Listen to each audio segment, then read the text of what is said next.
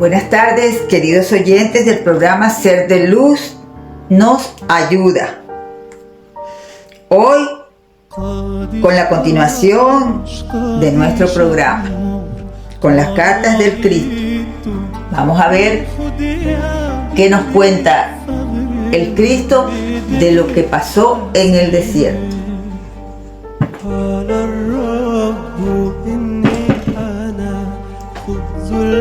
Recuerden suscribirse, dejarme comentarios, por favor, se lo voy a estar diciendo todos los días hasta que reciba el primer comentario. Necesito ver comentarios, saber que están viendo el programa, saber que tienen inquietudes, qué inquietudes tienen. ¿Ok?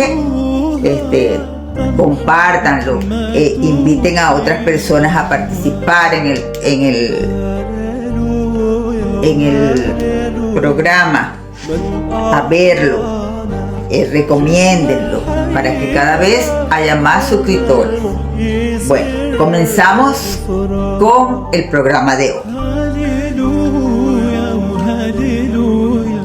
Mis 6 semanas en el desierto fueron un tiempo de total purificación interior de mi conciencia humana, dice el Cristo. Las viejas actitudes, creencias y prejuicios fueron disueltos. Ha llegado el momento de compartir todo lo que sentí, vi, de lo que me di cuenta y lo que comprendí con las personas receptivas, para ayudar a que la gente abandone las imaginaciones de antaño de una deidad bíblica. Evitaré referirme a Dios usando esa palabra y utilizaré una terminología diseñada para ampliar tu mente, para abrazar lo que realmente es más allá de toda forma terrenal, color, sonido, emoción y comprensión. Esta terminología llegará a tener aún más sentido conforme vayas perseverando en la meditación y en la oración. Lo que sentí en el desierto. Fui elevado dentro de una luz radiante y me sentí lleno de vitalidad vibrante, vivo con poder. Estaba lleno de éxtasis y júbilo y sabía sin ninguna duda que este poder era el verdadero creador del cual todas las cosas creadas habían recibido su ser. Esta gloriosa armonía interior, paz y sensación de perfecta realización que no necesitaba añadir nada más a aquel hermoso momento en las mismas naturalezas de la realidad. El poder creativo dando vida a la creación y a la existencia. Lo que vi, de lo que me di cuenta, lo que percibí cuando estaba en el desierto, fui elevado dentro de otra dimensión de percepción consciente, la cual me hizo capaz de ver la verdad con respecto a la vida y a la existencia. Vi con fluidez y claridad lo que era real y lo que era falso en el pensamiento del hombre. Me di cuenta que este poder creativo que experimentaba era infinito, eterno, universal, llenando todo el espacio más allá del cielo. Los océanos, la tierra y toda cosa viva. Vi que ello era poder mental. Ello era el poder creativo de la mente. No había punto donde no existiera este poder creativo de la mente divina. Me di cuenta que la mente humana procedía de la mente creativa divina, pero que es tan solo una vela encendida por el sol. A veces mi vista humana fue tan espiritualmente elevada que podía ver a través de las rocas, la tierra y la arena. Esta ya parecían ser simplemente un titileo reluciente de diminutas motas. Comprendí que no había nada realmente sólido. En momentos de duda de que esto pudiera ser así, los cambios en el fenómeno dejaron de existir. Y mucho más tarde comprendí que mis pensamientos sí estaban fuertemente llenos de convicción. Podían efectuar cambios en el titileo de motas,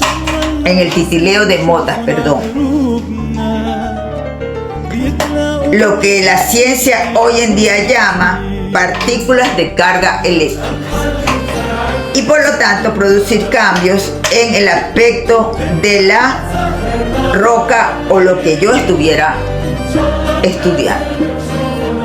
Convicción, fe, vida y conciencia. Fue en este momento en el que comprendí el poderoso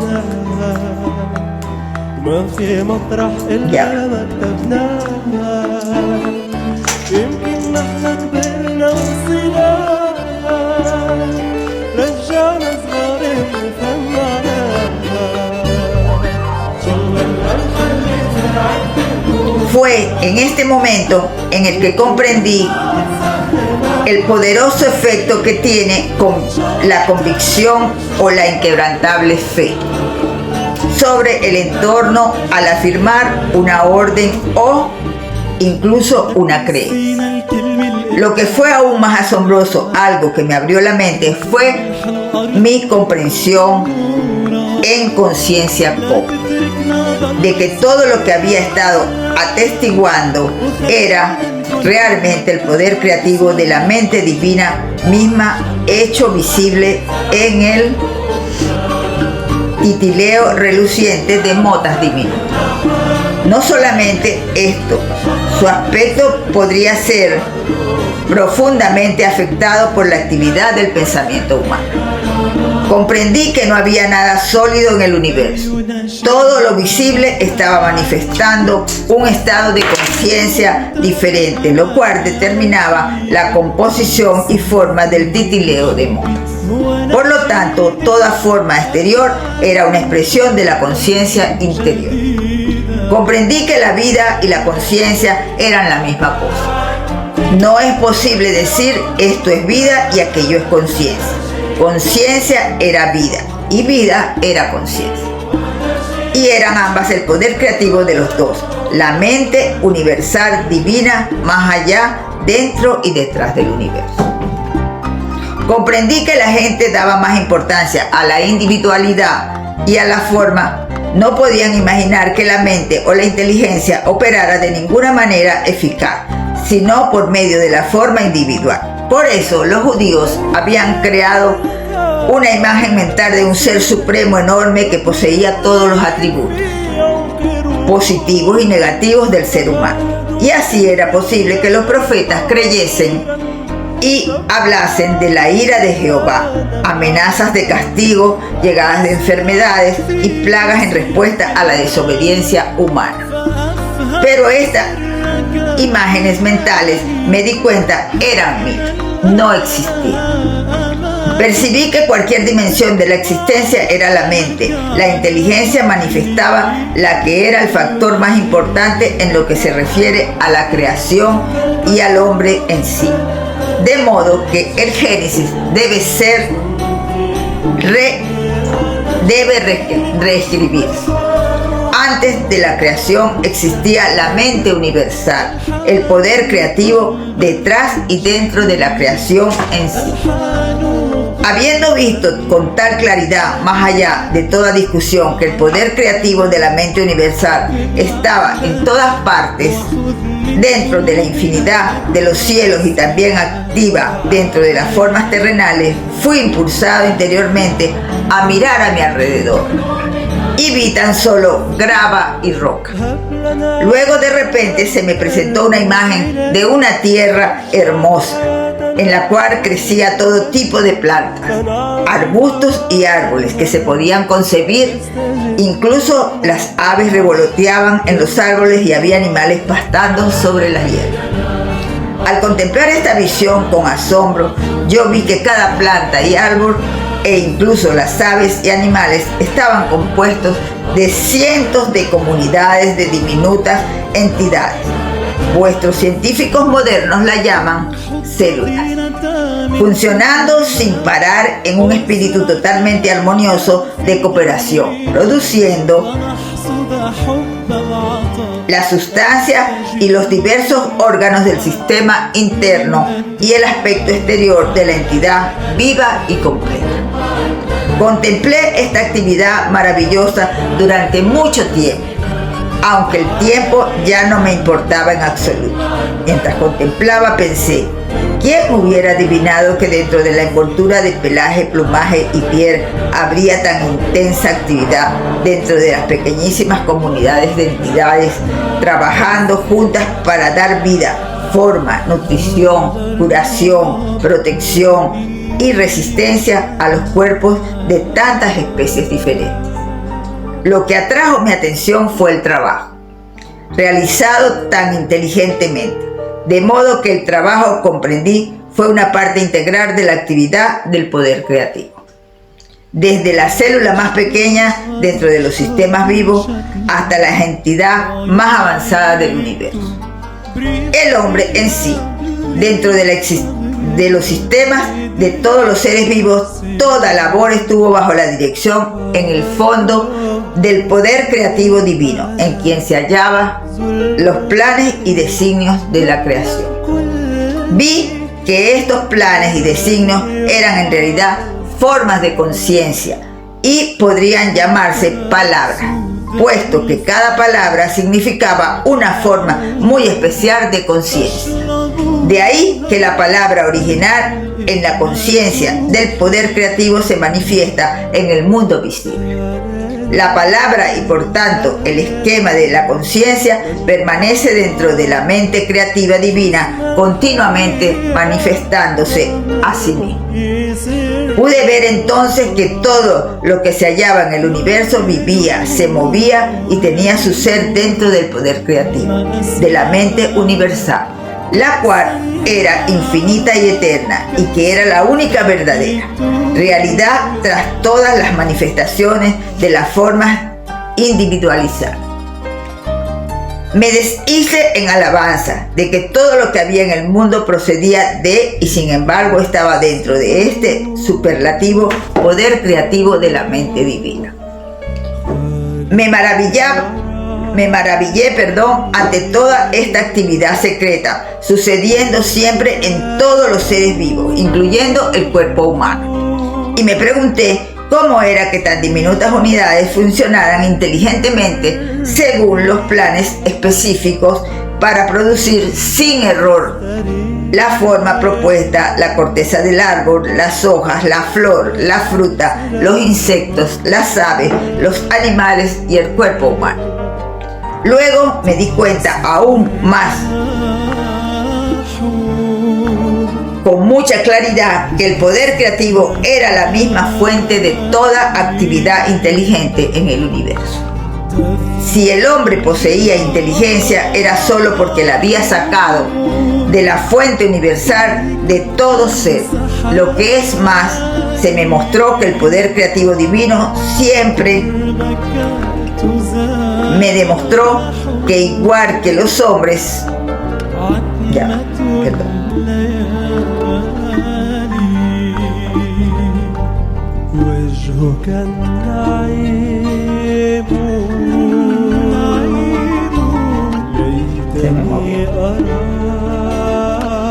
repito, luego me di cuenta aún con más claridad que el poder creativo era la misma fuente de toda actividad inteligente en el universo.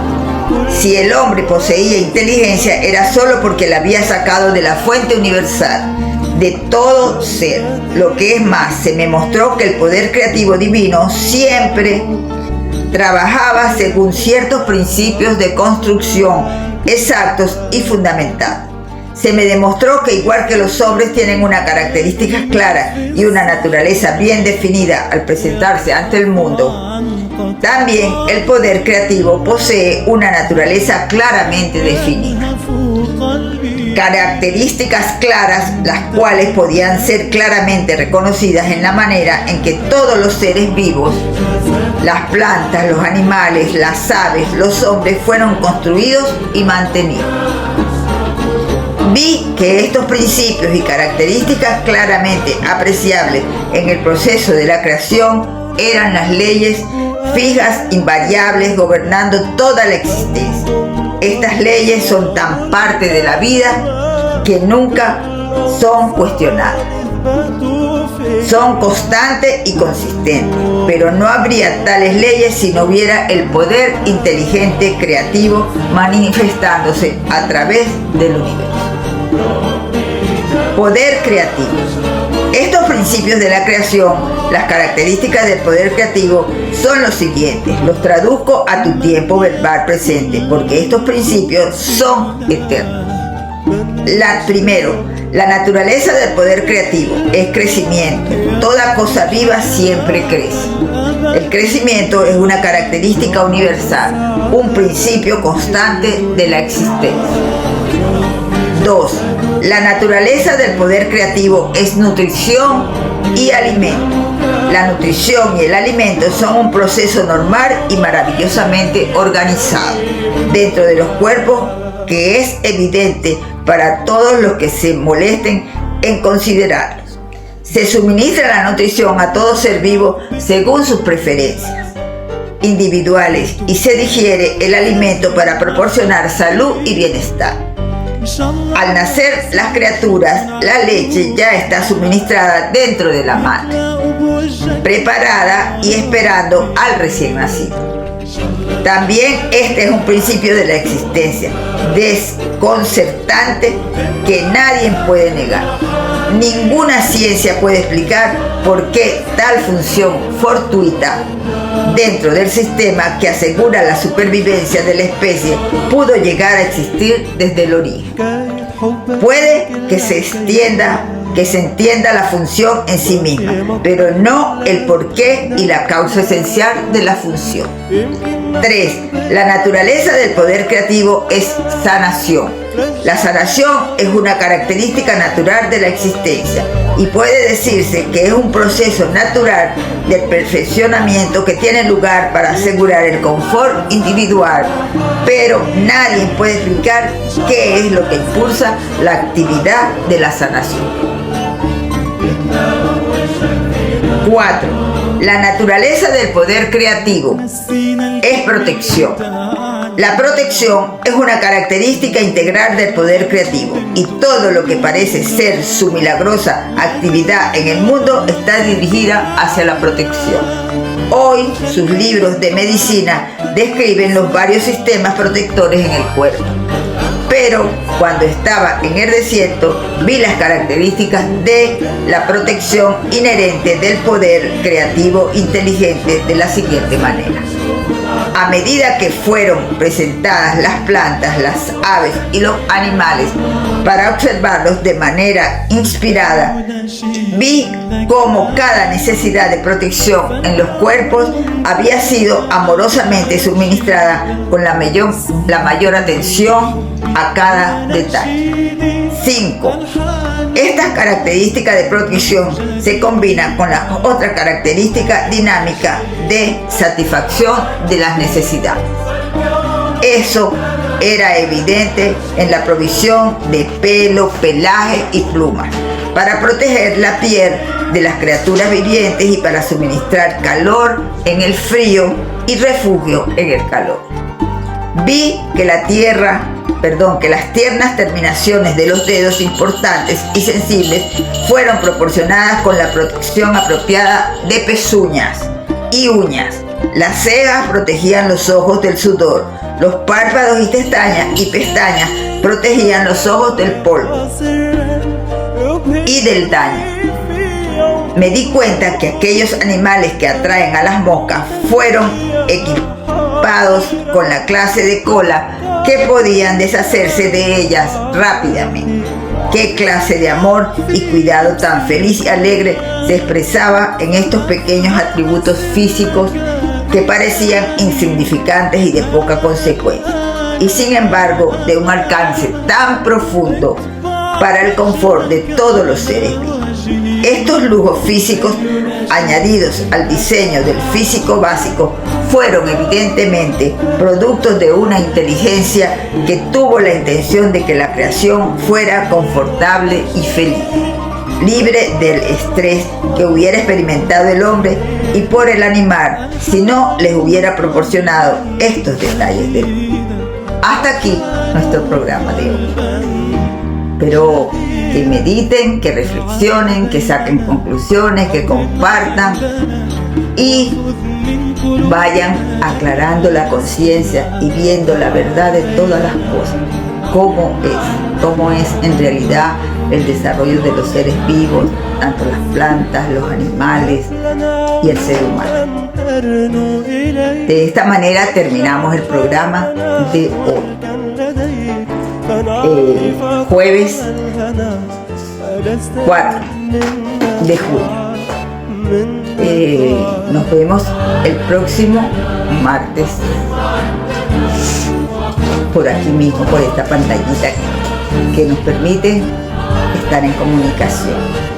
Sin más, me despido diciéndole como siempre que los amo, que los bendigo, que los respeto, que les deseo un agradable fin de semana, que conversen con Dios, que es muy importante porque Dios nos escucha, y que la pasen bien. Recuérdense de amarse, tocarse, disfrutarse, amar a los niños, a las mascotas, porque es importante el amor en todas las concepciones de la creación. El amor es algo muy importante, es la energía más grande que el Creador nos dio. Sin más, nos vemos el martes. Buenas tardes. Un abrazo muy fuerte.